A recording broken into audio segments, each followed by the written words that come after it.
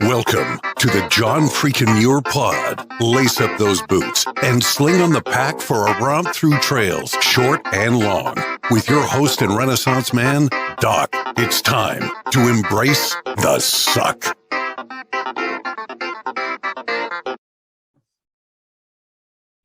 Welcome back to another week on the trail. I'm Doc, and this is the John Freakin' Muir Pod. Let's start off with a reminder. If you are enjoying the podcast, take just a minute, help us out, leave us a review on Apple Podcasts. And if you're not enjoying the pod, well, just go ahead and keep that to yourself. Okay, we've got another fantastic guest this week. As our regular listeners know, I've got a regular segment on the podcast where I ask my guests for an adventure media recommendation. And this week's guest has been mentioned multiple times this season during that segment. I want to thank friend of the podcast, previous guest, and author of The Unlikely Thru Hiker, Derek Lugo, aka Mr. Fabulous, for suggesting that I reach out to her and have her on the podcast. Welcome to the John Freakin' Muir Pod, author of the powerful book, Alone in Wonderland, Christine Reed. How's it going, Christine? Best day ever. How are you? Best day ever. Wow. Because you're on the podcast, or did something spectacular happen today? I just think that if you're not going to take every day like it's the best day ever, then, you're missing out. Okay. That sets the bar kind of high, though. I mean, what do you do for tomorrow? Have the new best day ever. Love it. Love it. Now, here on the podcast, we only go by trail names, if you have one. So it doesn't say Doc on my paycheck or on my driver's license. That's the trail name. Have you picked up a trail name along the way? I have. It's Lady Unicorn. Lady Unicorn. First of all, I want to say that's a lot of syllables. That's 5 syllables. And things can get kind of dicey out on the trail. I mean, if there's an emergency and someone is trying to call your attention to a falling limb, an avalanche, something, they've got to get 5 syllables out to get your attention. Do they ever shorten it, or is it just always Lady Unicorn? In a few trail journal love letters, there was an LU abbreviation, which I can't say I was too fond of, but it got the point across. Okay. LU, is that pronounced Lou? I guess I don't know. It was written down. If you said Lou, I probably wouldn't answer to that. Okay. Then we will stick with Lady Unicorn for the duration of the podcast. And there probably won't be any emergencies tonight, so we can make that work. I hope not. Okay. All right. And you have to tell us the story behind the trail name. That's always an entertaining part of the podcast. Yeah. I hiked a big section of the Appalachian Trail in 2015. And I was being a little antisocial at the beginning, and I hadn't really fallen in with a group, but people around me started to notice that I was the only person without a trail name after about, 3 weeks on the trail, which doesn't feel like an absurdly long time to me for not getting a trail name, but I was the only one left. So a couple of people asked me a series of questions about things I like and things I do, and came to I like unicorns. Which became a whole conversation about unicorns, and somebody suggested the name Lady Amalthea, which is a reference to an old cartoon called The Last Unicorn. And so I was Lady Amalthea for a few days. So if you want to talk about that's a mouthful. Yeah. But nobody knew what that was from or what it meant. Like, there was too many people who were very confused by that. So there was a second conversation that was had, and someone suggested I go by Unicorn Girl. And I said, no, absolutely not. And so Lady Unicorn was born out of that combination of things. Okay. So there was some give and take on that whole thing. You kind of went back and forth a little bit before settling on Lady Unicorn.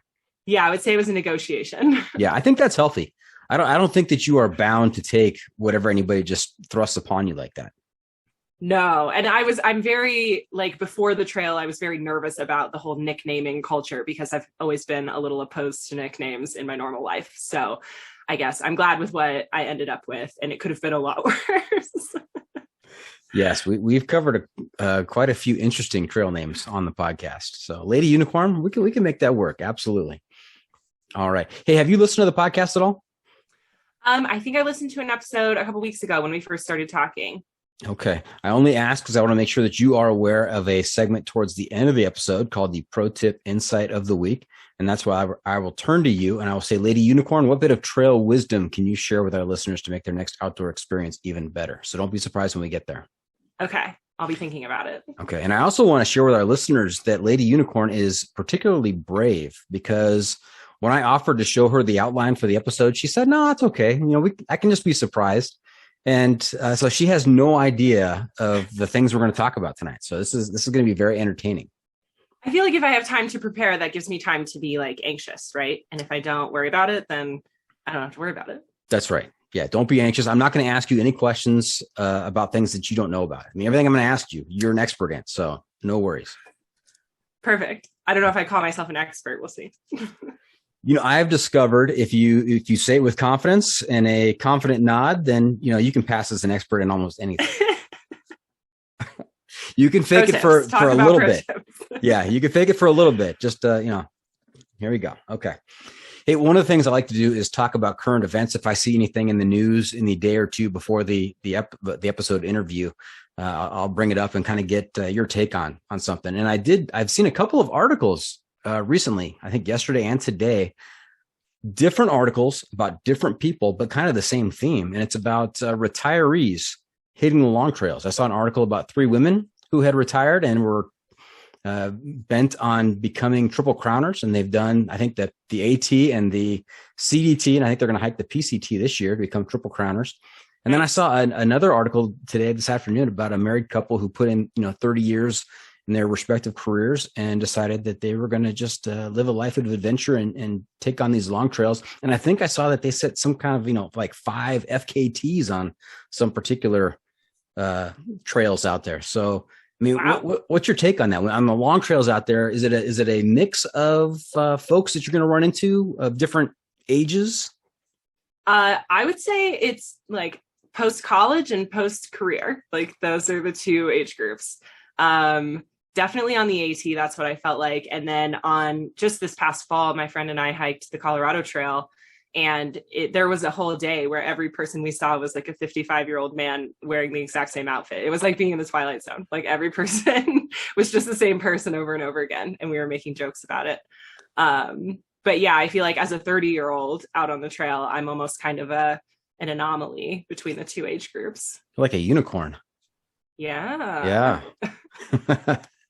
Yeah, it seems to be one end of the spectrum or the other. Not a lot of 30, 40, 45-year-olds out there, just because it's a huge time commitment. A lot of people have their careers going, and it's tough to get away. Totally. Yeah. And my first long trail experience was right after college. And I think so many of us are experiencing a lot of this kind of like not knowing what to do next and having this sort of freedom before you really start to get into something and looking for meaning in life. And there's a lot of reasons that I think it appeals so much to that age group. And then I think that older age group post-retirement, like, I don't know, I feel like if I worked for 30 years and then suddenly had nothing to do all day, hiking would be a great way to pass the day. Not too shabby. I told Mrs. Doc that, just a few more years and we can hit the PCT.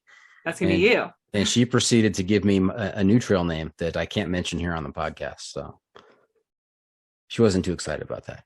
Is she not a hiker? She's not a hiker. No. Well, she can ship you food boxes. She can get rid of me for a number of months and ship me food boxes. She say, have fun. I'll send you a care package. Yeah. Mrs. Doc, her idea of roughing it is slow room service. Not even no room service, slow room service. That's just having to wait a while. That's right. So, all right. Hey, another feature we've been doing this season is the Must Bring Gear Review, sponsored by the ultralight backpacking gear company Outdoor Vitals. And here's how it works, Lady Unicorn.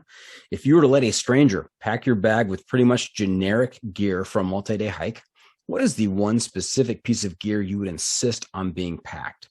And if you've got a particular brand for that specific piece of gear, even better.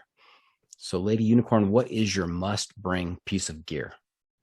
I think I would say the merino bag liner from Big Agnes changed my life. Okay. In what way? Yeah. Tell us. I just sleep really cold and I really suffer when I'm cold. And on the Appalachian Trail and the Wonderland Trail, I was quite miserable. And this past year, I got the merino bag liner, which weighs 1 pound and it rolls up pretty small. And it made such a difference in warmth and comfort. And now that swishy sleeping bag material is not touching my skin, which I also like. And I would highly recommend getting a bag liner. Do you have a texture issue? You don't like things of a certain texture touching you? I do. And it's like partly a cleanliness thing too, is like, I don't want my dirty body touching my sleeping bag for 40 to 180 days in a row, you know, especially for what it costs for a nice sleeping bag. Mm-hmm. But yeah, that bag liner is washable and soft and comfy.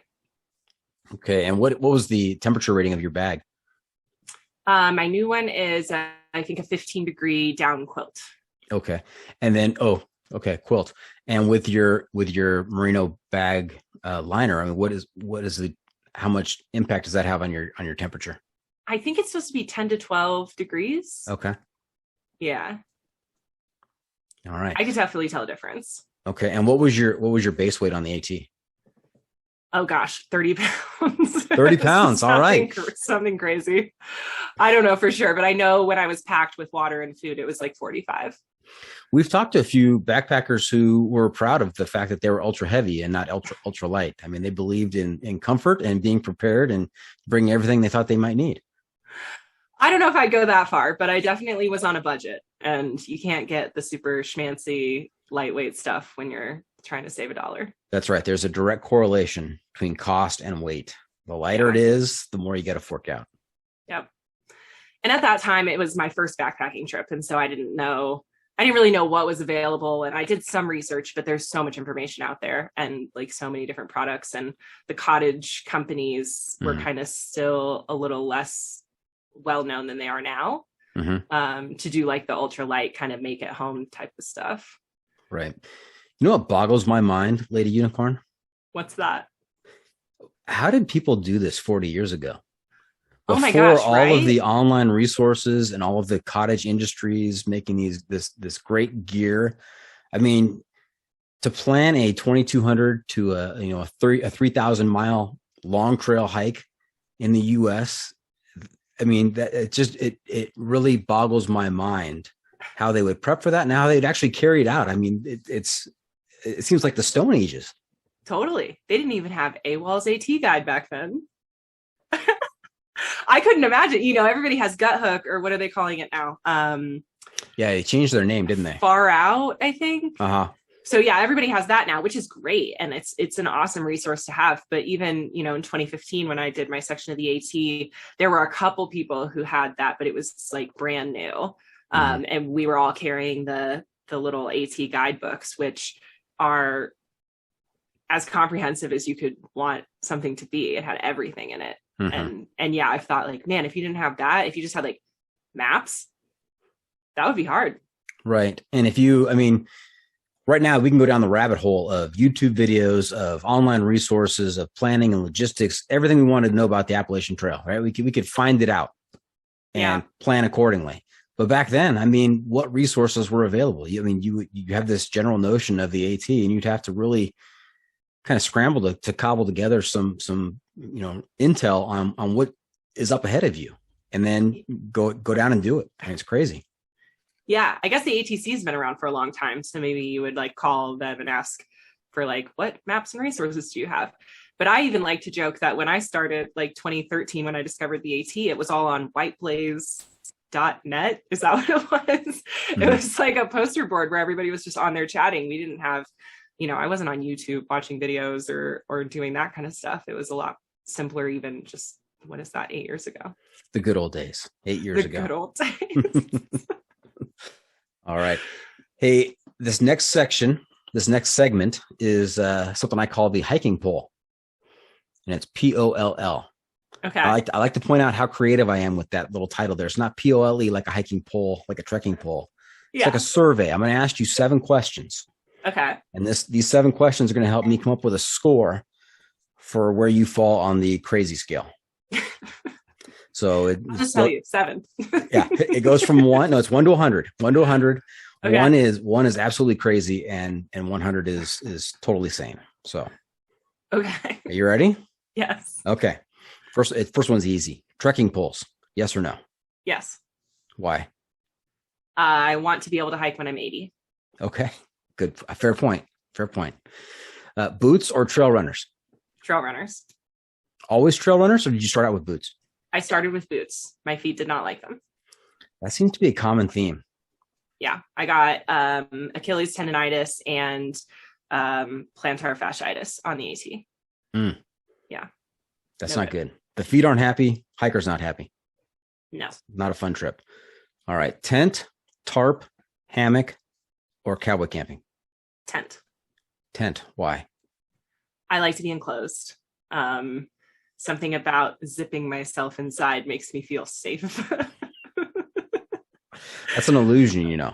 It is, but I'm not going to wake up with a mouse in my mouth. So is that another phobia? You have texture issues and a fear of a mouse in your mouth. Yes, I like very much on the AT. I did not sleep in shelters because I was like, a mouse is going to crawl in my mouth. Yeah, those shelters, are they infested with mice? That's what I've heard. Some of them are pretty bad. Yeah. Yikes. Okay. Sleeping bag. I think you already gave this one away. Sleeping bag or quilt? Honestly, I switched to a quilt because it was all the rage, but I'm not that psyched on it. Like, if it hadn't cost me a lot of money, I would probably switch back.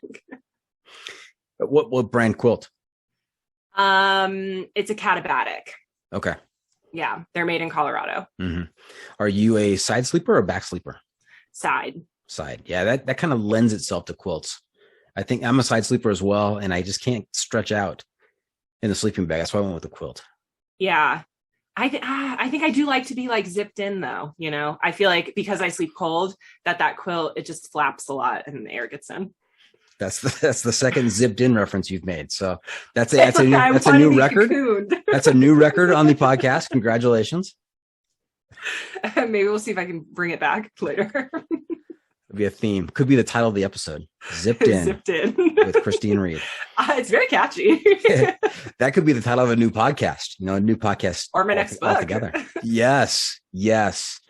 I just need to thank you in the end notes. That's all. That's all I asked for. For sure. Okay. All right. This question, very important for the crazy scale. Stove, cold soak, or stoveless? Stove. Okay. All right. You're not too crazy then. No. Yeah. Have you ever tried cold soaking? No, it just seems too yucky. I just don't like at the end of a long, hard day, I want like real food. Like I want to feel like I'm eating a meal and not cold paste. Yeah, that's a good description. Cold paste. I've had several people on the podcast who swear by cold soaking. It's the only way to do it. The only way to go. You walk into camp, you've done your prep work half hour before you walk into camp, you open up the jar and there you go with your cold paste. And I even got some recipes from a service that, she came on and gave me a free subscription to her recipes and resources. And man, I really tried. I gave it a shot. I gave it 3 full days last summer. And by the day 4, I was borrowing a chopper stove. I couldn't do it. Couldn't do it. I will say I have a quite heavy stove as far as backpacking stoves go. And I am eating my food while other people are still like watching water not boil. So that I would say is like a luxury thing that I will not go without the stove that I have because I like to eat fast. So like a kitchen range that you see in the car camping where it's the old Coleman with the big green. Right. Food tastes better on that. It's the MSR Reactor, which I think is like a 4-season mountaineering stove. And it was one of those like accidental, I didn't realize that this was not a standard backpacking stove when I purchased it. But then on the AT, I was like looking around at everybody else and I was like, wait a second, why is my stove so big? No wonder your bag was 45 pounds. I still carry that though. That is not getting cut. That should have been your must bring gear review right there. That should have been the item. Maybe. Yeah. The MSR Reactor. Weighing in at 7.5 pounds. Not quite, but it's like yay big. All right. Is life better above or below the tree line? Ooh. Unpopular opinion. Below. All right. 5-point deduction there. I like to be among the trees. cozy. It kind of goes with your zipped in theme. You don't like to be exposed. Yeah, I don't like to be exposed. Yeah. Okay. I mean, I love a good, like, high elevation view, and then I want to go back to the trees for bedtime. You start getting the shakes up there. It's windy, cold, storms. Nervous. Yeah. Okay. All right. Last question before we calculate the total here. Long trails in America, Appalachian, CDT, PCT, they all run north to south. Should they be hiked northbound, southbound, or flip-flop? It depends on the trail. Okay. I've heard Explain. the CDT is really good for southbound. But I think, people make those decisions based on their like logistical needs and like what time they can get out and stuff. We hiked the Colorado Trail, quote, backwards, because everybody goes southbound on the Colorado Trail, and we went northbound. And then we did say no bows for life. So I guess northbound is the answer. Wow, we covered a lot of ground right there. I got there eventually. All right. Hey, let me calculate here. We're going to divide by 2, multiply by 3, and put that over pi. And we come out with a score of 74. 74. There's an automatic 20-point deduction because you are a long trail hiker. Fair. You lose 20 automatically. That's just crazy. So, all right. Congratulations. All right. I'll have to listen to Derek's episode and see where he scores. That's right. Now you have to remember that Derek hiked the AT without having ever put his fully packed pack on his back until he got to Springer Mountain. Same. Wow. I mean, I guess I picked it up to put it on the bus to go to Atlanta. But it wasn't on your back at that point. No. Now, how do you know Derek? We have just connected through writerly circles. Like when I published Alone in Wonderland, I reached out to other authors who were in the outdoor space and like asked to do a book trade and talked about marketing and book things and being a writer. And he was super receptive to that and had a great conversation with me. Nice. Yeah. All right. Hey, we're going to talk all about your trips. We're going to talk all about the book. But before we get there, let's not get too far down the trail yet. Let's back up a little bit. I want to hear about your background, where you grew up, if you were involved in any kind of sports and hobbies growing up, and how did you get involved in the thru hiking cult? Because we all know it's a cult, and I don't say that negatively. If some group, some organization convinces you to live for months on end in the dirt, it's a cult, and it just is what it is. That seems fair. Yeah. So take us through. Where'd you grow up? So my dad was in the military. So I grew up in Florida and California, and then I went to college in Arkansas. So not really anywhere in specific, but I would say I spent the most time in California, in the Bay Area, through high school and stuff. Did you play any sports in high school? I was a cheerleader in high school. So I guess that depends on whether you consider cheerleading a sport. I was a high school principal, and so I appreciate the work and energy that goes into cheerleading. They do a lot. And so were you a flyer? Were you a base? A little of both. Okay. I was quite small, and then I was very tall, and that happened quickly. So I went from sort of one to the other. Started out as a flyer and became a base. Yes, but I didn't also realize how big I was, and so I still wanted to be a flyer, and they let me do that, even though it was pretty goofy for a while. Okay. And have you been watching the Netflix series Cheer? Yes, are you hooked on that? Yes, it's very much. I don't fondly remember my cheerleading days very often, but watching something like that is like a fun callback for me, for sure. Yeah, the women in my life, they like to watch that series, and I just, in passing, I can't turn away. It's like watching a train wreck. So. And those kids are amazing athletes. Oh yes, absolutely. I was never that good. But the drama. It's very dramatic. The drama. Oh my. They're just 19 years old. They can't help it. Like that's right. Yeah. It's very much the age. Mm-hmm. Mm-hmm.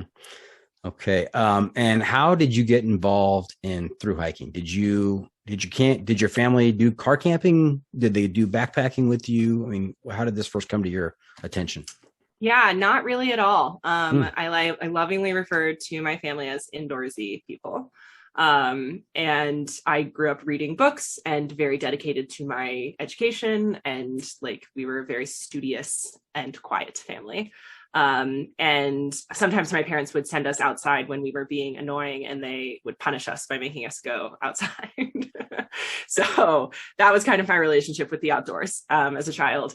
And then when I got through college, you know, a few times in college, people I knew would say, let's go hiking. And we would go hike this little tiny mountain in Little Rock, Arkansas called Pinnacle Mountain. And that little 0.8-mile hike would kick my butt every time. And I kind of hated it. And then I was graduating from college and I was working at a desk job, and I stumbled upon a blog about the Appalachian Trail while I was at work one day, and I just saw almost like the cult, right? Like it was this like an energy and a community that felt really magical to me. The way that people talked about the trail and how the trail had changed their life and transformed them and made them see the world in a new way. You know, it was just very whimsical, this idea that you could go hike for 6 months and become a totally different person. And I was definitely at a point in my life where I was looking to become a new person and maybe was looking for a cult to join. And I guess I'd say I picked a good one. So I lucked out there and didn't get into any other dangerous cults. No UFO death cult. Yeah. Right. Yes. Good choice. Good pick. Good pick. And I like the fact that you explained a little bit there about when you first became aware of the AT. That's another one of my favorite questions to ask, is when somebody first became aware that there's actually a trail that goes 2,200 miles and you can go all the way from Georgia to Maine, or on the other trails, you go all the way from Mexico to Canada. And do you remember that exact moment of kind of an awakening of like, oh my gosh, this is a real thing. This exists and people do this? Yeah, I had no idea. And I immediately went into my mom's office and was like, I'm going to hike the Appalachian Trail. And she said, what is that? And I said, it's 2,000 miles and it goes from Georgia to Maine, and you just get on and you walk for 6 months. Isn't that great? And she was like, no, that sounds terrible. Why would you want to do that? Because she was indoorsy. Yes. But explaining it to her was very much like it had been in me for my entire life. Like telling her about it was like, this is who I am. Like, don't you see? After I had just read about it 5 minutes before.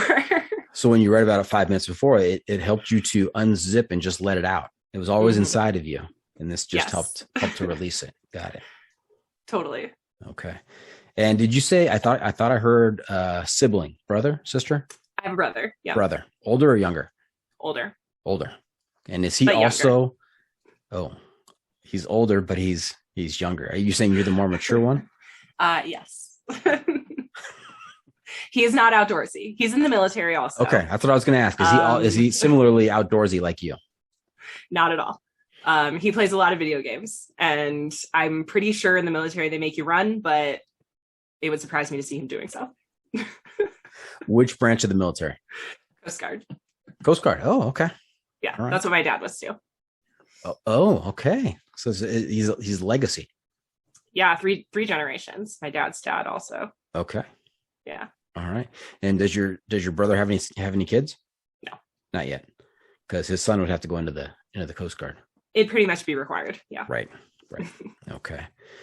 All right. Hey, what do you do currently to pay the bills? Are you a full-time author? I am. I wouldn't say it pays my bills, but I'm really trying. What has been the feedback on the book? I mean, everything that I have heard, I read the book and I'll get into my opinion, but everything I've heard from listeners, when we get to the adventure media recommendation, we've had several guests this year talk about Alone on Wonderland and what an impact it has made on them. So congratulations on that. What has been the popular feedback for you? I've had a lot of people reach out and say thank you for writing it, which has been like the most fulfilling thing I think a writer can ever hear.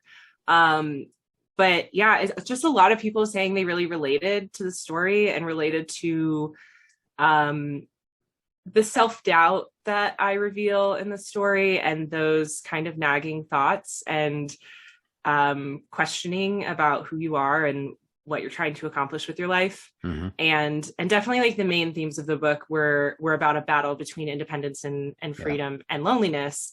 And I think as seekers, which I firmly believe that anybody who is hiking a long trail is a seeker of some kind. I think that we all see that in each other. And so I think that that battle between independence and loneliness is something that is super commonly experienced in the long trail community. Okay, don't give too much away, because we're going in depth on this a little bit later. All right. But people have reached out and have been very thankful and appreciative for your work. Were you an English major in college? No. What was your major? Business management. Business management. And you put out a book like this. I mean, it's impressive. I really enjoyed the way it was structured and the way it was written. I mean, you did a fantastic job. Where did you pick up the writing skills? Elementary school, middle school, high school. I mean, I did, I wrote essays and things in school like everybody else did, but I would say probably the biggest thing is I am a voracious reader. And that I can thank my parents for. But, even to now, like I read a good, probably 50 books most years without thinking about it, because it's just what I do in my free time. And I think as writers, that's the best way to learn, is just to see what other people are doing, what works, what makes you feel something, what connects on a personal level when you're reading. Nice. I love to talk to another voracious reader. Who's your favorite author, or what is your favorite genre? I mean, in the past year, I've read pretty much nothing but outdoor adventure books. I'm recently getting into romance novels, which people might scoff at, I think. But I'm finding a lot of joy in the kind of predictability of that story. Like the tropes are a big part of romance, and I think it's a fun genre that's being expanded and explored in a lot of new ways right now. So if you're into like book discussion of books and like what's happening in the publishing world, I think romance is a place that things are really moving and shaking right now. Okay, finish the sentence for me. The best book I have ever read was like classics, The Red Tent. The Red Tent. I just reread it, and so it's very fresh, but I read it when I was younger and remembered really loving it. And so I got a copy and read it again, and I would highly recommend. Who's the author? Anita. Oh, it's not here. Diamante, I think is her last name.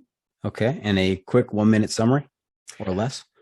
Oh, it's like biblical times and a story of generations of women giving birth and becoming women, and just very like lady heavy kind of mother-daughter relations and things. Okay. If you're looking for lady heavy biblical type literature, The Red Tent. Very good. All right. Probably not the recommendation that most of your listeners are. It's probably not going to. That's probably not the one you're going to recommend for our adventure media recommendation. No, that's okay though. There is a lot of walking across the desert in it, though. Well, it's kind of like through hiking then. Yes. Walking in dirt and yeah. Got it. Okay. Hey, we're going to take a quick break. When we come back, we're going to talk about some tales of adventure out there on the AT and the Wonderland Trail, and talk about your book, Alone in Wonderland. So stick around. We'll be right back.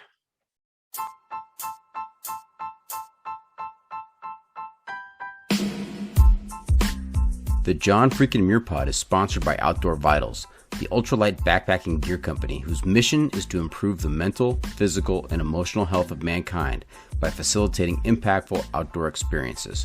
Outdoor Vitals creates innovative technical products with confidence-inspiring education that empower outdoor ultralight adventurers. Their focus on performance enables you to live ultralight with gear you can actually be confident with. Whether you're looking for an ultralight sleep system, shelter, or pack, or if you're looking for top quality apparel for the trail, you can find it at Outdoor Vitals. Do yourself a favor. Live ultra light.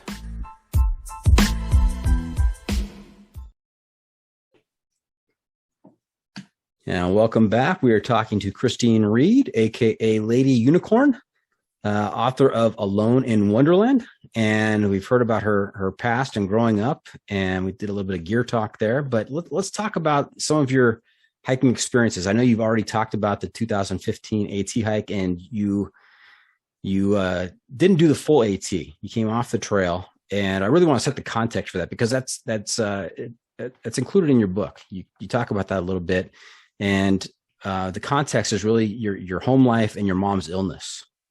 You want to share a little bit of that? Sure. I decided I was going to hike the AT when I was 23, and I gave myself a little more than a year to get ready to like save money and get gear and figure out what I was doing. And during that time, my mom was battling breast cancer. I think statistically speaking, it's pretty rare for people to die from breast cancer. So we were all kind of just like, she's going through treatment. She's going to the doctor all the time, dealing with that, losing her hair, all the things that come with that. But during that time, I still very much like saw hiking the AT as something that was really important to me. And I needed to figure out who I was at that age. And so I was planning, the whole time to go hike. And I went home a few months before I left for the AT, and I spent time with my parents, hanging out their house, getting ready, packing food boxes, doing all of the like last minute things before you leave for a long trail. And during that time, my mom's health was kind of up and down, but not in a way that felt concerning. Mm-hmm. And so I left for the AT on March 20th of 2015. And she died on March 24th of 2015. So on my 4th day on the trail, I came home for her memorial service.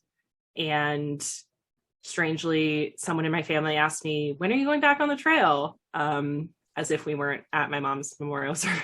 Mm-hmm.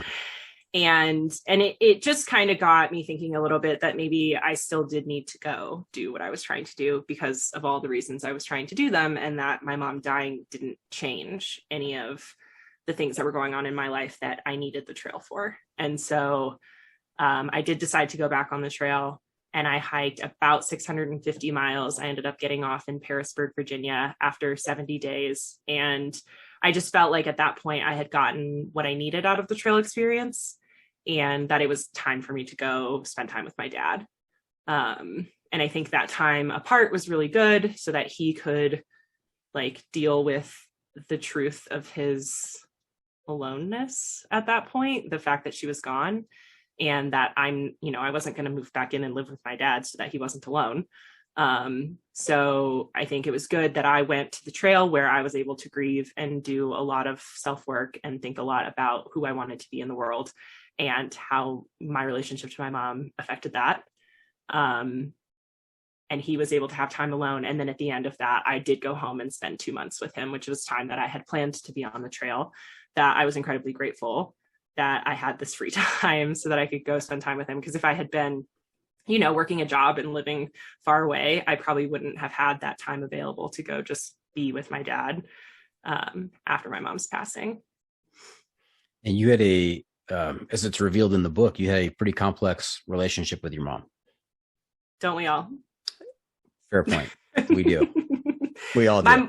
My mom was a wonderful woman and a really good mom, but we're all human. And as a daughter of a mom, I think we see so much of our moms in who we are. And there's so much connected and interwoven relationship there that in your 20s, like I just needed to prove my independence and to go do it on my own and to see who I really was without her reflecting back to me. And I think that's pretty common to feel that need to go assert your independence as a 22, 23-year-old, 24-year-old, Absolutely. Yeah. Major theme in the book that you discuss, that you wrestle with in that book. And I like the way you put it, that a lot of people are on the trail to figure things out. And those 700 miles for you, you were figuring stuff out directly related to that. Other people are figuring other stuff out. I mean, you're out there, you're alone with yourself. Even if you're with other people, there's a lot of time spent hiking on your own or, in your own head, working through stuff. Absolutely. I always like to say that the trail is a really good place to just be without distraction and have to face your own brain. And I think our brains can be really scary places to be. And the trail is a great way to kind of force yourself into that, like force yourself into addressing your thoughts and even just thinking your own thoughts. Yeah. One of our former guests from, he's going to kill me. I forget it's going to come to me. Don't worry. It's a European country, drawing a blank right now. But he talked about his PCT hike. It's not only the outer wilderness that we're battling, it's the inner wilderness. And sometimes the inner wilderness is scarier. Definitely. Yeah. Yes. Yeah. And we're so good at distracting ourselves in our normal day-to-day lives. Like we're so good at constantly having input, at constantly having distractions. And for some people, going on the trail is kind of a jolt of sorts into this in like self-reflection. Yeah, Nikola Horvat went by Tesla on the PCT, his trail name. He's from Croatia, and he actually went back. He went back to Croatia and was just enamored with long trail hiking, having done the PCT. And he actually started the Croatian Long Trail Association and went on to create and establish the Croatian Long Trail. Wow. So there you go. That could be your next adventure. Maybe I should check that out. I've seen beautiful pictures of Croatia. Mm-hmm. Amazing. Okay. So other than dealing with stuff in your own head and working things through, any tales of adventure from the AT, memorable moments or moments where you're like, what am I doing out here? Oh, I definitely had those. I would say the hardest things on the AT was definitely when it was raining and it just would be cold and your feet are wet and all of that. Like, I don't deal well with that. But I had some wildlife. I wouldn't even say encounters, but I saw a couple bears and I definitely got way too close to some snakes. I remember walking alone and running across, there was a snake that was like stretched out across the trail and it was probably 5 or 6 feet long. And it was black, but I don't know anything about snakes. So I was like, I don't know what kind of snake this is. I don't want to get too close to it. It's like crossing the trail. So I just stood there about 6 feet away from it for 15 minutes until another hiker came up behind me and I was like, hey, there's a snake. And they were like, okay. And they went up and just like tapped their trekking poles on the ground near the snake and the snake left. And I was like, cool, that's easy. It's a good technique. Yeah. Okay. I was like, sweet, I could do that. Like now that I've seen this, I feel good about that. So a few days later, I saw another snake that was kind of near the trail. It wasn't directly across. But I thought, I know what to do. So I did that. And it coiled up on the side of the trail and rattled at me. And I was like, oh no, mistakes have been made. That is not what you're supposed to do, Mr. Snake. That's not how it's supposed to work. I was like, no, leave. So I definitely, that was my lesson in snakes. I think that's the only thing that comes to mind for the AT. It's been many years now. Okay. And did you do that trail mostly alone? Did you pick up a trail family along the way or not? Not really. Mm-hmm. I think because I was grieving and being antisocial, I met a lot of people and there were lots of people that I had lovely conversations with. And a couple of people I hiked like 4 to 5 days with. But other than that, I did not like get in with a group and then move forward with them. I'm also a pretty slow hiker. So a lot of times I would meet people and then they would leave. So that was definitely a thing. I have one very good friend who I'm still friends with that I met on the AT probably the last 2 weeks that I was out on the trail. And she and I actually have done several hiking trips together since the AT. Did she do the Colorado Trail with you? She did a big section of it with me. Okay. She ended up getting injured. Yeah. And what does she have a trail name? Yes. Maybelline is her trail name. Maybelline, like the makeup? Maybelline? Yes. Maybe it's Maybelline. I think it's is that the motto? Yeah. She started the AT wearing liquid eyeliner, like winged eyeliner every day. Oh, wow. Okay. Yes. And then she had to give that up after a few rounds of pink eye because eyeliner is not very sanitary on the AT. Sounds like she would have fit in with Mr. Fabulous. Yes, very much. She was very cutesy and she wore a dress and her trail runners were like the same colors and matched with her dress. She was looking very fashionable while I was looking like a sweaty pig. All right. And so let's, if that's all you got from the AT, anything else? I think that's it. Okay. All right. Let's move to the Wonderland Trail. So, I mean, we're talking about 2 very different regions of the country.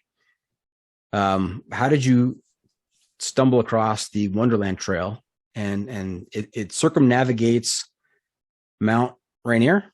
Mm-hmm. Yes. Yeah. Yeah. So I had recently moved into a van and was traveling the West area. And a friend of mine who lives in South Dakota called me and said, hey, I'm driving to Seattle. You should come to Mount Rainier National Park and meet me for a day hike. And I had been sort of in the vortex, which is Portland. And I said, yes, please. Thank you for calling me and telling me to leave the city. So I got in my van and drove to Mount Rainier, and we did a day hike to Fremont Lookout Tower, which crosses, when you do that trail, you cross over the Wonderland Trail, and there's a sign that says Wonderland Trail this way. And when I saw that sign, I thought, I've heard of that trail. I have heard other thru hikers talk about it in like forums online. And so I Googled it, and it said 93-mile loop that goes around Mount Rainier. And at the time I had been in the van and I was feeling really lonely and disconnected. And I thought maybe hiking is the thing that will help me like make a friend or just feel like myself again for a few days. And so I thought that would be a fun, like, aside to what I was doing with the van. And so I just went to the grocery store, bought some food, and drove to Mount Rainier and got in line for a walk-up permit about a week later. As detailed in the book. Yes. Yes. I do talk about that in the book. And let's take a little side trip and talk about van life for a little bit here. Sure. What was the inspiration for van life? I had been living in Colorado after the AT because everyone I met on the AT said, I'm thinking about moving to Denver after this. So I thought something must be going on there. So I moved to Denver. Got to check it out. And I was like, people are into this. So I got to see what's going on. I moved to Denver. I had some friends who were really into rock climbing, and I started to get into rock climbing culture a little bit. And van life is pretty big in the rock climbing scene. And Alex Honnold lived in a van, right? I mean, famously, if you watched Free Solo, right? Yes, exactly. And I knew how Free Solo ended, of course. I mean, sure, the guy was still alive. He's doing interviews and everything else, but still, during Free Solo, when he's on the side of El Capitan, I'm watching through my fingers. It's just terrifying, terrifying. Sweaty palms. Yes. Yeah. So van life was a big thing in the rock climbing community. I saw people doing it, and I thought this seems like a really interesting way to live and just to be free in a way. And it seemed almost like a pretty natural thing to do after through hiking when all you have is the things on your back. And a van is basically luxurious after that. So I'm like, I have so many things, a whole van's worth. Yeah. You don't have to zip in. You can actually close the door, right? And have a little more between you and the outside world. Exactly. Yes. So I just got really interested in it. And it, over the course of a year, I was working a job and saving money. And I was like, I think I'm going to buy a van and move into it. So it just sort of seemed like a natural thing to do. And now it seems like a lot of post-trail life is happening in the van life world. Can we get personal for a second? Sure. I've talked to a number of people about van life, and I have neglected to ask this question, but now it's on my radar. So I'm going to ask it. What about bathrooms? Don't people ask you that about hiking? Yeah, but I mean, you're living in a van, though. I mean, are you using gas stations, or how does that work? In my first van, I did not have a bathroom in the van, so I had gas stations, grocery stores. It never really seemed to be an issue, and like people ask that all the time, and I'm like, it just never really was an issue. Like I just found places to go. Maybe once I peed in the gutter in the street in Portland like in the middle of the night. I think that happened one time. So out of a year and a half in that van. That's pretty good. That's pretty good because I know on the trail in a tent is as soon as you are all tucked away and you close your eyes for 45 minutes and it's like, oh my God, I gotta go to the bathroom. That's a common occurrence, or maybe it's just me at my age that, I got to go, and it could be raining and storming outside and my bladder doesn't care. Yeah, no, I try. That could be a problem in van life. It can. I'm pretty good at sleeping through the night and like immediately falling asleep when I lay down. So it wasn't an issue often. That's a life skill right there. When I see other people struggling with that, like getting out in the tent in the middle of the night, I'm like, not me, not me, coach. So yeah, that it was never an issue. And then in my second van, I did have a bathroom. I had like a little porta potty thing. And as wonderful of a luxury as that was, then I also had to like dump it out once a week or whatever, which not my fave. See, we just looked behind the curtain of van life and got to the nitty gritty. Yes. Thank you. Thank you for sharing that, Lady Unicorn. Of course. What you always wanted to know, but were afraid to ask. I feel like it's just like with hiking. People want to know, where do you go to the bathroom? It's like the first thing. Well, and there's only 2 topics out on the trail, right? I mean, it's either bodily functions or it's food. Yes. Is there anything else? Is there anything else? Oh, gear. Yeah. Duh. Gear. Yeah. A lot of gear talk too. All right. And so, I mean, you detail your Wonderland trip in the book. Do a great job of painting a picture for us. And I know you've changed the names to protect the innocent, and you've approximated some of the conversations. Of course, you weren't recording everything out there, so it was just your recollection. But really excellent job detailing that trip and your experiences out there. Thank you. Any favorite memories from that trip? I mean, I can tell the bear story. Everybody always likes a good bear story. Of course. When I got my permit, I asked the rangers, like, hey, what's the deal with bears in the park? Because I had hiked on the AT and I had lived in Yosemite and I know about bears. And they said, we have never had a violent bear incident in the history of the park. And I thought, that's really impressive. And so I thought, cool, no worries. And they said, we have bear poles at every campsite, so just hang your food up there. And I was like, sweet, I can do that. And just general bear safety. And they said, we have one campsite that is an easy day hike with a little shelter. And we have had a problem with a mom and some baby bears there, just kind of not really like nothing violent, but like rummaging through people's stuff, just getting closer to people than they should. So I said, cool. And over the course of the next 8 days, I feel like every single person that I talked to on the trail said, have you seen any bears? Have you seen any bears? And I just think it's such a funny thing that people are like so worried about bears all the time when there's just like very rarely an issue. And I had not seen any bears. I talked to a few other hikers who said they saw bears. But it wasn't until I got to that campsite that the ranger had warned me about on my 9th day on the trail. It was 8th day on the trail. And I sat down in my tent, in my little tent with the mesh sides with no rain fly on. And I was, it was like 6 p.m. It wasn't late. But you were zipped in. You were zipped in, so you were safe. I was zipped in to my tent, my little backpacking tent, reading a book. And I saw a flash go by the outside of my tent. And I looked, and it was a marmot running faster than I've ever seen a marmot move in my life.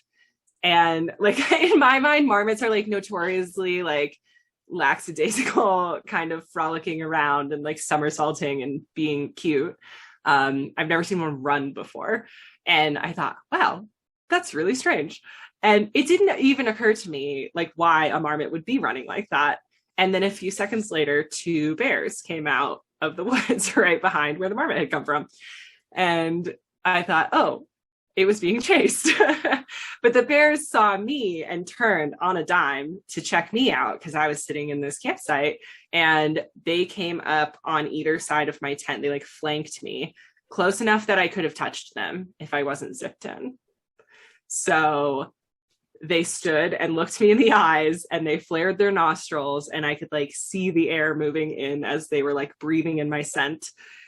And the only thing I could think was, one, I can do absolutely nothing about the situation because I'm in a backpacking tent. And 2, I spilled almond butter on my pants like 4 days ago. And I was like, they can smell that. I mean, 100% they can smell that. And I thought they're just going to eat me for my pants. And I just sat there because I was like, there's nothing I can do. When you see a bear far away, you're supposed to make yourself look big so it goes away. But when they're that close, I was like, any sudden movement might freak them out. And also I'm like zipped in here. So I just sat there for 35 seconds, 40 seconds, a minute. I really don't know how long it was. It felt like an eternity. And then they just continued on their way and followed where the marmot had gone. So it took me a few seconds after that to be like able to get out of the tent, because I thought there's got to be, what if there's more of them? What if they come back? And so I had to like calm down for a few seconds. Then I got out and went down the hill to where some other girls were camping. And I said, I saw some bears. And they were like, oh my gosh, you're so lucky. And I was like, no, it was very scary. And then a couple of other hikers came from the other way and they said, we saw bears. And I said, me too. And they showed me the picture they had, which was very clearly a mom and a baby bear. And the 2 bears I saw were not a mom and a baby bear. And I thought, we're surrounded. There's a whole bunch of bears. So I ended up moving my tent down the hill and hanging out with those other girls, so I wasn't alone. And then one of those girls cowboy camped outside my tent, right next to me on the ground. That's some badassery right there. She was so much cooler than me. Well, you should only get nervous if the bear takes in your scent and then begins licking its lips. Then you know you're in trouble. I don't think there was any licking of lips. Okay, so you're safe. But they looked me in the eyes, which was like scary. And they said to themselves, you know what? She's in this tent. We can't get to her. She's safe. she's so we're safe going to go after that marmot that's running fast and it's out in the open. Yes. Not zipped in safely. Not zipped in. Yes. And so one of the themes in my annotated Alone in Wonderland here, actually there's many themes, but one of them was this whole concept of trauma and healing and acceptance of yourself, you accepting you and kind of realizing who you are and that's okay. Did this trip do it for you? I don't think the journey of self-acceptance is ever done. So it was a big step for me. And writing the book also was a huge part of that journey. But yeah, definitely still something I'm working on. Was it cathartic writing the book? In some ways, yes. In some ways, it brought up a lot of old things that I didn't realize I was still carrying around. Mm-hmm. And I think there's definitely catharsis that goes with that. But yeah, writing my emotion into the story kind of forced me to like re-experience some things, which I think in the long run is good. It's good to do that. That's why therapy is so good, because you have to tell the story, right? Right. Well, let's talk about the book. You ready? I'm ready. You're an expert in it, so. I wrote that. Yeah, you did. You wrote the book. You wrote the book on this, literally. Yes. I always like to talk about the title. Titles of books, titles of documentaries, when I'm talking to the creator. Alone in Wonderland. There's a 2-letter difference from Alice in Wonderland. Intentional? Indeed. Yes. Yes. Explain. Tell us. Of almost like a happy coincidence. Like right. I went on the trail. I was experiencing a lot of loneliness and trying to figure out how to find community and how to find a partner and look for love and, all the things. And so I was very much thinking about aloneness when I set foot on the trail. And then I proceeded to have strangers ask me almost every day, why are you alone? Are you alone? Is it safe for you to be out here alone? Are you scared to be out here alone? And it was almost like one of those universe moments where the thing that is like tormenting you is just being reflected back at you at every turn. And it was like, I am asking myself, why am I alone? Why does no one want to be with me? Why am I traveling in this van alone with no friends? And, those are all questions I was asking myself. And then I got on the trail and everyone is asking them of me. And I felt like I had to defend myself. And very much as a young woman, I answered those questions with why wouldn't I be alone? Why is it culturally not okay for me to be alone? Why, I was always very defiant about these things. And in the moment of being on the trail, I'd almost lost that. And I felt very unsure of my answers to those questions. So that is really what I was exploring on the trail. And I had some conversations with other hikers who had experienced some of those things and were feeling some of that loneliness. And I thought, I think this is more of a universal experience than I maybe have given it credit for. I felt very alone in my aloneness until I talked to other people and I revealed how I was feeling. And then they said, yeah, me too. And that's sort of what inspired me to write the book. And then, of course, I was on the Wonderland Trail and the idea of the title Alone in Wonderland came to me. And I was like, oh, well, now I have to write the book because it's too clever to not. You had gone down the metaphorical rabbit hole. Exactly. Right. Just like Alice did. Commitments have been made. Mm-hmm. Okay. I want to talk about the structure of the book. Now, I was a former English teacher before I Oh, became an administrator, school administrator, and now a district administrator. And I really enjoyed the way the book was structured. Is it okay if I go into a little detail on this, because I don't want to spoil things if you want me to spoil things? totally. No Okay. spoilers, So, spoiler alert: if you are going to read Alone in Wonderland, which I highly recommend, we're going to stipulate that should be the adventure media recommendation for today. But we're going to get another one out of Lady Unicorn. So if you haven't read it yet, just hit pause right now. Go get the book, read the book, and then come Read the back. whole book. And pick it up. We'll wait for you. So the structure of the book, you've got alternating chapters with different stories going on in those alternating chapters. You've got one of your stories is the Wonderland hike, and it's told in the present tense. And then the other story is about your home life and the lead up to and into your AT hike. And this is told in the past tense. And I love the way it all kind of dovetails together at the end, with the next to last chapter ending with you deciding to hike the Wonderland Trail. And the last chapter is your final day on the Wonderland Trail. So it kind of all just wraps up very neatly. It's like these two convergent processes coming together at the very end. And so I just love the intertwining of those two stories, and seeing the back and forth of, you know, who you were and who you are currently, and how that has impacted each other. Did I get it right? Did I screw it up? No. Okay. Did you ask a question? No. Okay. No, I just I was just looking for a reaction. That's all. There's no question there. Sometimes there's no question. I just pause for dramatic effect. I see. Yeah. Yes. That is how the story is told. And not being an English major, but being a voracious reader, I mean, how did you come by that structure? This is something I've thought about a lot recently as I'm working on my second book. But it just made sense to tell the story that way. I think a little bit of it was a fear of weaving in backstory the natural kind of way that a lot of stories do, where you just get little bits here and there kind of as it pertains to the story. Because I think so often I have read that as really clunky. Like sometimes if it's not super well done, it can be awkward. And I wanted to avoid that at all costs. So my solution was to just separate the backstory completely. And it just made sense to me to do it this way. And I hate that I don't have a better explanation for that, because I'm really struggling with how to format my next book. And I'm like, I wish I knew how I knew that would work, because I'm having a hard time applying this, like this I just knew method to the next product. No, it absolutely worked. It was very clever, very well done. The word clunky did not come into mind once as I was reading this.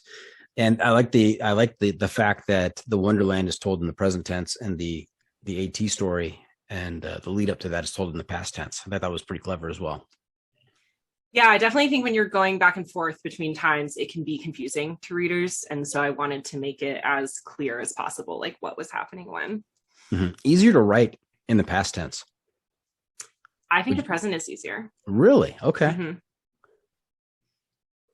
Yeah, I know past tense is definitely like the standard, right, for novels, and for a lot of lots of writing. Most is done in the past tense, but something about the present tense for me, I mean, it gives a sense of immediacy, and it allows me as I'm writing to really feel like I'm there, and to pick out those little details and bring in the things that make you feel like you're there when you're reading them. Mm-hmm. Being a former high school English teacher, I know that control of the tense is difficult for a lot of people. They go back and forth between past and present and past perfect and all kinds of different tenses. Totally. Yeah. You didn't do that once, except when you changed chapters. So good job. Thanks. I had great editors. Very helpful. All right. Hey, talked about themes a little bit earlier, but just want to make sure I mention all of the stuff going on in this book. Pulled some of this off of the back of the book jacket here, but love, grief, independence, trauma, healing, acceptance. You mentioned it before, safety on the trail for women and always being asked, what are you doing out here alone as a woman on the trail? And as a correlation there, a corollary, societal pressure on women. Again, that's not a question, but I'm just pausing for dramatic effect. If you want to say anything about any of those themes. Yeah, I think that it's something that women talk about a lot amongst ourselves. But that I think a lot of men are maybe not used to hearing in such strict terms as I described my experience on the trail. And I've had a lot of men reach out to me and say, thank you for sharing this, because I had no idea what it is like to be in a woman's head when you're out on the trail. And I've had some guys say to me, like, this is going to affect the way that I interact with women when I meet them. And I think that is not something I was hoping for. But something I'm super happy about, because I think so many times men are totally well-meaning and nice and not, but like, we don't know that as women. And I think as girls, as young girls, we're conditioned to be afraid and to think of men as threats. And I think, growing up, my parents warned me all the time, like, men are dangerous. Men only want one thing, like there's lots of things that we've heard a million times as women, and it all falls back to protect yourself and don't put yourself in dangerous situations. And I really wanted to explore the idea that we can go out, we can backpack, we can be safe in the wilderness, like that the being in the wild is not any more dangerous than being in the city. But that we also have to deal with our internal dialogue, which is screaming the whole time, threat, danger, every time we see another person on the trail. And I think that's something that is super universally experienced by women, that maybe isn't talked about as publicly as it could be.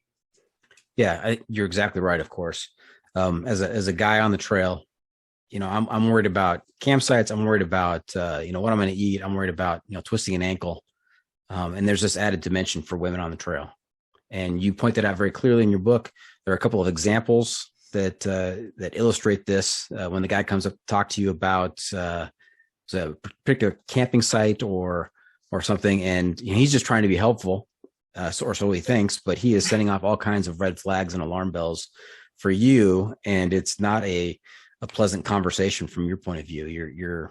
You're struggling to conquer that fear and trying to determine whether or not he's safe or not.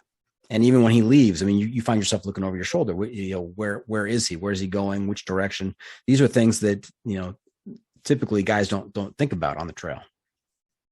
Totally, yeah. And I'm not a small woman. I'm almost 6 feet tall, but I still live in that, like, I can be threatened by someone, and often I know, like, I'm part of the hiking community. I know lots of men who hike who are wonderful people. Like, they're, I don't have any reason to think that these men mean me harm other than my social conditioning. And so a lot of that inner dialogue is that, like, I'm sure he's just being a nice guy. Like, he's just making conversation. Mm-hmm. He's just saying hello, but it instantly raises the hairs on my neck, Yeah. We've talked to a number of women who've hiked alone out there. We've talked to Skittles, Little Skittles, who did the PCT. Talked to Julia Sheehan, also goes by Rocket. She's tremendous woman, very strong. But these are things that they also acknowledge. I mean, this is something that they're aware of. And so congratulations to you for being out there and meeting that head on, and for writing about it and sharing that experience with all of us so that we can be a little more cognizant out there. Thank you. Now, I want to get to some passages from the books. That's all right. I highlighted a few things that really stuck out to me. One is you mentioned earlier you were looking for love, and you ran into a number of guys, and one particular passage on page, I've got the paperback, so page 53. Okay. I highlighted here, and it's this beautiful image of you by yourself, and you've got your arms wrapped around yourself. Do you remember the passage I'm talking about? Probably I don't. That's not what I was expecting. Okay, all right. Yeah. And so what I highlighted here is you write, in my imagination, I am being embraced by the shape-shifting parade of men, all of whose arms I have taken comfort in my adult life. but in reality, the only arms that hold me are my own. And I thought that was revelatory. It was you kind of coming to grips of trying to find happiness in others and kind of realizing that sometimes the happiness is you can achieve that by yourself. Yeah, I think it's almost a dual meaning in that, like what you said, that we do have to find those things in ourselves. And also a lot of what I was dealing with on the trail was my history of needing to be independent, which had caused me to push a lot of people away. And all of those people I had come into short contact with who maybe saw my need to be independent and took their leave, if that makes sense. Mm-hmm. Mm-hmm. And then a little bit later, I highlighted a section because this is another great adventure media recommendation, and that is New Jersey's famed Action Park. Did you watch the documentary on that? I have not, but it came out recently, didn't it? It did. I feel like I saw an ad for it. Yeah, it's called Class Action Park. It's a documentary, and it's based the Johnny Knoxville movie, Adventureland, I think it's called, is based on Class Action Park, and it's this amusement park in New Jersey. I just watched the documentary not that long ago, and so when I saw it in the book, I said, "Oh, I have to bring this up because it's just hilarious and horrifying." Because this guy builds this amusement park in New Jersey. And they're basically the concept behind it is, no rules. We're not going to supervise. It's, a free for all. It was built in the 70s and it kind of went with the cultural theme at that point. But, he wouldn't even have engineers. He wouldn't consult engineers to build the rides. He'd say, you know what? I think it'd be cool to have a water slide with a loop in it. Let's build that. And so they did. And people got very hurt riding these rides, and they'd lose teeth and break bones, and that's why it was called the documentary was called Class Action Park. So yeah, I definitely it was I bring that up in the book because I'm like going through this internet rabbit hole of just like clicking things, and that's how I found the AT, was like right after I read about Action Park. But if you're not familiar, if you ever make it out to Colorado, we have a place called Bishop's Castle, which is also, the guy who owns the property is like a libertarian kind of like no government type of person. And he has, from his youth, built this castle, which is many stories tall and has these wild ladders and turrets and all kinds of crazy things. And it's never been inspected, hasn't passed any type of zoning. And he just lets people come on his property and go check it out. And it is wild and scary. Okay. So you should check that out. We need to check that out next time we're in Colorado. Okay. Hey, on page 93, I think you struck upon the kind of the motto, the theme of backpacking life. And that is, I wish real life was like this. You meet cool people and at random and talk about real shit. And, I've been out on the trail. I've read lots of trail memoirs, and you've got people who are running into each other, have never, ever met this person before. And within 5 minutes, they're sharing their deepest, darkest secrets, things that they haven't told their family members. Again, not a question, but yeah. But I thought I thought that was very cool that you acknowledged that. It's very true. And I think part of it is what we were talking about before. Like, you're in your own head, you're thinking things you haven't thought before. And so then, of course, you want to work it out with people. You want to I was thinking about this, like, let's dive into that and like unpack it a little bit. Mm-hmm. Did you ever read Journeys North? I have. By Scout? Yep. Yeah, we had him on. We talked to him about that, and he did a fantastic job. And that was another one of the things that he revealed, is that these complete strangers are revealing deep, dark secrets, trauma, and working things out with each other out there. Yeah. Okay, what do you think I'm gonna quote next? I don't know. None of these have been anything that I've been quoted before. Really? I don't think so. Okay. There's like a few that people like to quote. Okay. Well, I've got a few more. So let's see. Page 109, seeking a path to who we want to be. You're out there on the path, you're out there on the trail, but you are struggling to find your identity. So I think This really sums it up. We look ahead at who we want to be and seek out a path to get there. I wanted to be a woman who hiked the Appalachian Trail. That woman could keep hiking when her legs were tired and the air was thin and her skin was burned. So that's what I did, because the woman I wanted to be couldn't exist until I did those things. She was counting on me to get there. Was that one that's quoted? Yeah, that one. Okay, finally. That one people like. It's actually something that I say to my best friend a lot. We talk a lot about goals and where we're going in life. And I always say, like, just look at who you want to be and start doing the things that person would do. And I think it's interesting that we struggle so much with that people like to say so often, I could never do that. Or, that doesn't suit me, or like, I'm just not the type of person who.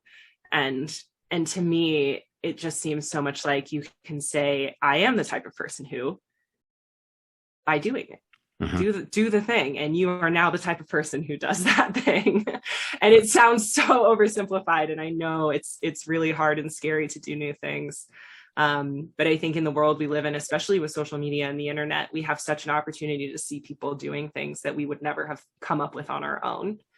And I think that makes it so much easier to picture ourselves being that type of person, the type of person who. Almost like speaking it into existence. Totally. You are defining where it is you want to go, what you want to be, and then starting off on that path. Taking action. Very metaphorical. Yep. And then on page 137, what we carry. Has this been quoted? I don't think so. You don't think so? So in backpacking, the weight of what you carry is physical. In life, the weight of what we carry isn't so corporeal. Am I willing to continue carrying that trauma, that grief, that anger? It's almost like a real life ultralight, right? Do I want to carry that 7-pound stove anymore? I'm just going to leave that behind. It's a struggle to carry that. It's a burden. And so, it's almost like we have the option. We have the opportunity to review what's in our real life backpack and get rid of some stuff. Absolutely.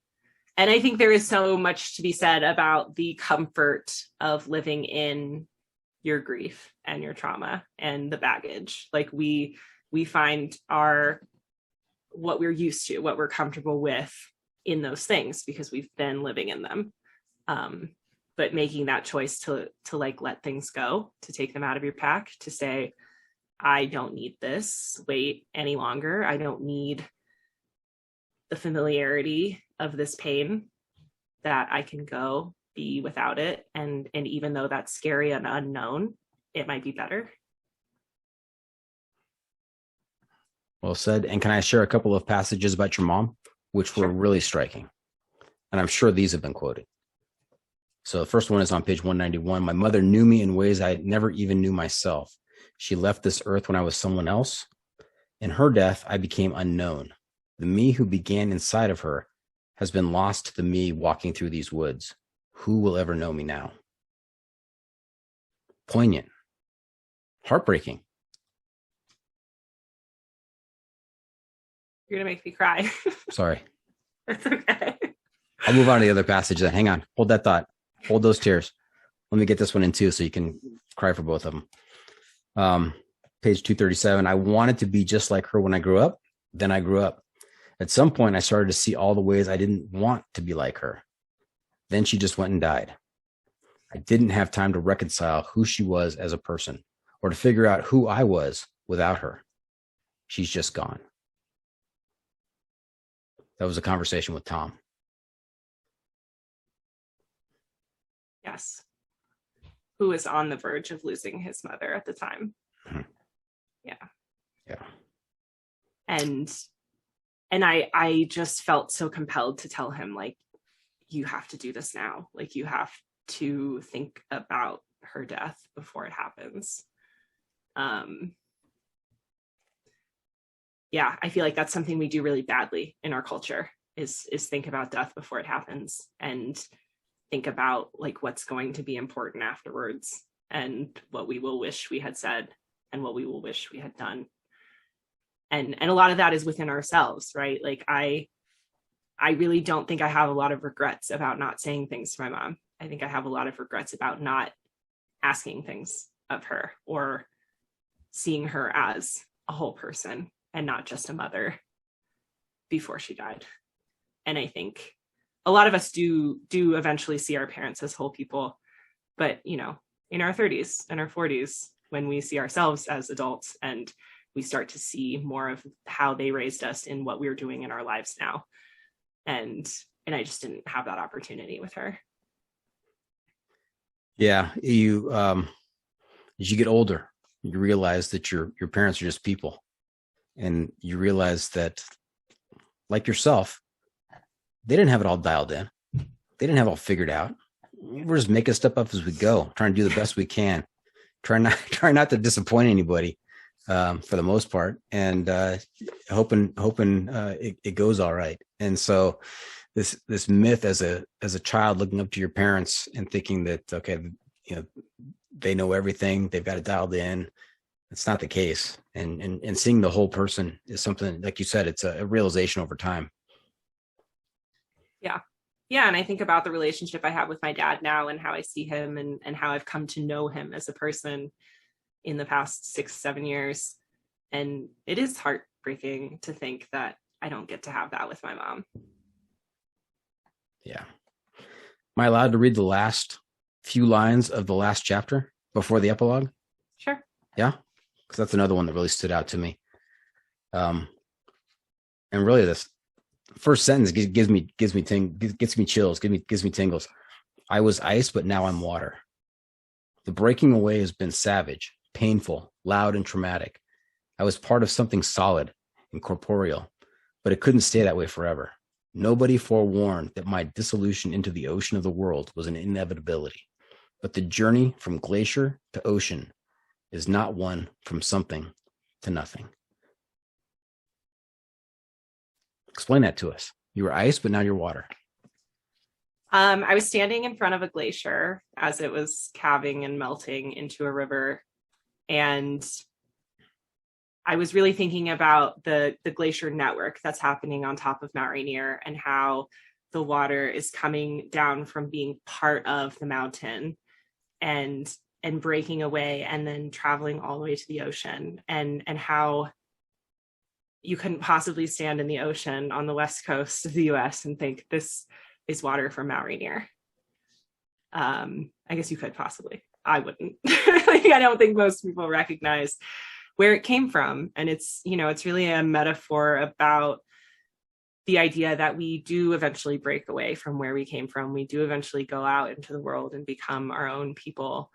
And there is a softening, a melting, a change in form that happens in that process.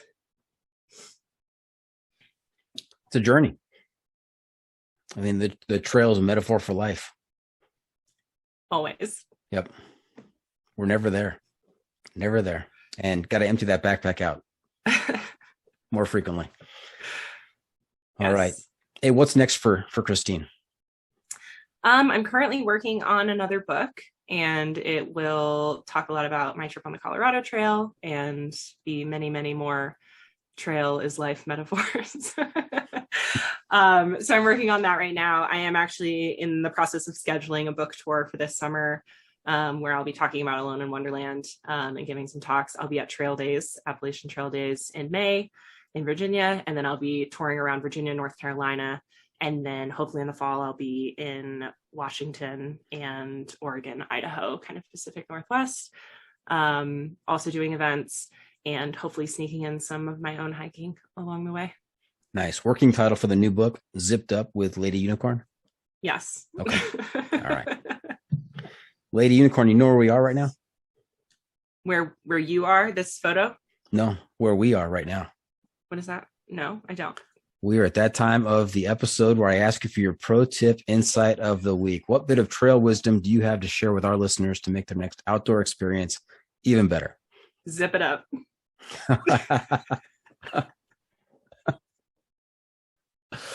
that can mean so many different things. It applies to so many aspects of life. Not just advice for the trail. Right. You sticking with that? Yeah, definitely. Okay. All right. So there you have it. That's it. This episode is just about in the books. Hope our listeners enjoyed our time with Lady Unicorn. I want to thank her for joining us this week. Christine, how can our listeners keep up with you on social media, and where can they find updates on your latest adventures and book tours? The best place to contact me and see what's going on is Instagram at Rugged Outdoors Woman. I am also on Twitter, but very badly. And I recently made a TikTok, but haven't really ventured into I'm not sure what I'm doing with it yet. So if anyone has any suggestions, hit me up on Instagram. Tell me what I should do on TikTok. And then, the book is available at aloneinwonderland.com. I also have a newsletter you can sign up for there if you want to make sure not to miss anything. And the book is also available at many gear shops, bookshops, all the regular online places that you buy books. Okay. Remember to check out the pod on social media as well. We're on Facebook, YouTube, Instagram, Twitter, and TikTok. And if you have comments or clips you want to share, you can send it to me at johnfreakinmuir@gmail.com. Lady Unicorn, I'm also looking to you to share a recommendation for a book, a movie, documentary, some kind of adventure media to keep our listeners connected to the trail in the off season. And I've already stipulated that my recommendation is Alone in Wonderland, but you have to give us something different. What do you have for us? Have you read Edge of the Map? Oh, no. Joanna Garten. It is also a story of a woman named Christine Boskov, who was a mountaineer who got lost in the mountains in the Himalaya. And Joanna does like a little investigatory journalism to tell her story and then what happened to her in the mountains. Oh, it's almost like the Randy Morganson story, by Eric Blem, The Last Season, I think it's called. I have heard of that. I haven't read it. Yeah, excellent book, but similar theme. Randy Morganson, 30 years of backcountry ranger experience, been involved in many rescues, and then one summer he goes missing. I'll have to put that on my list. Yes, definitely. Nice. Definitely. Okay. And before we wrap things up, I got just one more segment for you called What Have We Not Asked You that you're dying to tell us about? Can I tell just like a very short sort of day hiking story? Sure. Absolutely. Before I hiked the Appalachian Trail, I moved to Yosemite National Park as a preparation for hiking. And more, it was like I had a lease that was about to run out and I needed a place to live for 6 months. So I moved to the park and I worked in the gift shop. And a lovely woman who I worked with she came to work and she said, I hiked Mount Whitney on my day off. And I said, what's Mount Whitney? And she said, it's the tallest peak in the continental US. And I said, was it hard? And she said, not really. It was just a lot of switchbacks. And I thought, cool. And I said, was it really steep? Like you have to take really big, tall steps to get there? Because I don't like that. And she said, no. Like the switchbacks, it was great. It's very casual, but just long. It's 11 miles there and 11 miles back. And I thought, cool. So I decided I was going to hike Mount Whitney, having never hiked more than 4 miles in my life. So I got a permit to hike Mount Whitney and I dragged myself 22 miles round trip in 24 hours. It was one of the hardest things I'd ever done in my life. I barely ate anything. I was burnt to a crisp because I didn't know about sunscreen. And the person that I was hiking with was some random guy that I had maybe like 2 days worth of interaction with. And I was like, hey, want to hike Mount Whitney with me? We're going to, I'm going to do that. And so we had gotten permits. He ended up quitting partway up because he got altitude sickness. And I finished by myself. I was the last person to summit. I was up at the lightning shelter at 5 p.m., which if you know anything about being on tall mountains is not advisable. But on my way to go hike, another guy who I had recently met told me, you'll never make it to the top of Mount Whitney, because he had seen me not make it to Vernal Falls in Yosemite, which is like a mile. Like 2 weeks prior. So he was like, you couldn't even make it to Vernal Falls. You'll never make it to the top of Mount Whitney. And his doubt fueled me to hike 22 miles like a crazy person. And I couldn't walk the next day because I was so bedraggled from doing it, but I did it. And while I would not advise anyone to go hike Mount Whitney who's never hiked 4 miles before, because that is foolish and dangerous, it was a really formative experience for me. It was the thing that I held on to honestly through almost everything that I've done since. That like, if I, in that condition and that level of experience, could make it to the top of Mount Whitney, like I can do whatever it is that I'm standing in front of now. So from that, I took this, I like to call it keeping it in my back pocket. I keep Mount Whitney in my back pocket. And there's a few things that I've done since then that were really hard, that were really like things that I look at to say, when I'm in doubt, when I'm having a hard time, these are things that I can pull out of my back pocket and say, you know what, if I could do that, I can do this. Prove the naysayers wrong. Keep it in your back pocket. Yeah. I like it. I'm thinking though that your pro tip should have been use sunscreen. This new invention, this newfangled invention called sunscreen hasn't been around very long. I'm surprised you didn't know about it. You know, yeah, when you're not outdoorsy, what do you need sunscreen for? I think of course, the truth is I didn't know the sun was so powerful at altitude. I didn't know that was a thing, which I have learned the hard way multiple times since then as a hiker in Colorado. Just reminded me of a cute story with my son. We went with my buddy who had season tickets to the Angels. Los Angeles Angels of Anaheim, however you want to characterize their team name, but the professional baseball team, the Angels, and his season seats were high up. They were behind home plate, but they're pretty high up. I mean, like upper deck. I think maybe we're 2 or 3 rows away from the top. I mean, we're way up there, and we happened to go on the hottest day of the year. The sun was just blistering. The air was not moving. It was painful sitting through the game, and as we're walking back to the car at the end of the game, and my son turns to me and says, you know, I know why it was so hot, Dad. I said, why? He goes, because Mr. Crawford's seats were so close to the sun. And Mr. Crawford, of course, was walking right next to us. So yeah. How old was your son? Probably 6. Okay. Yeah. Yeah. Well, I think we get fooled at altitude because it's not as hot usually. And so I wasn't paying attention to the sun. Mm-hmm. I actually had a lovely group of 4 women who are about 30 come up to me and say, you're really getting burned. And I was like so exhausted and so pathetic at that point that I like stood there while they rubbed sunscreen on me on the trail. Thank you to those women if they're listening. You could have picked up an interesting trail name there at that point. Like stupid. All right. Hey, that's a wrap from the John Freaking Muir studio. Any shout outs to friends and family, Lady Unicorn? I wasn't prepared for that. You don't give out shout outs? No. Thanks, Dad. Okay. I don't think so. All right. I'm a former teacher. I have good wait time. Shout out to all of the hikers that I've met along the way. Okay. There you go. And thank you for tuning in. Always remember, the trail is the trail. It doesn't care if you want to go downhill. It doesn't care if it's almost dark and you're looking for a campsite. It doesn't even care if there are 2 bears on either side of you licking their lips. The trail is the trail. Embrace the suck.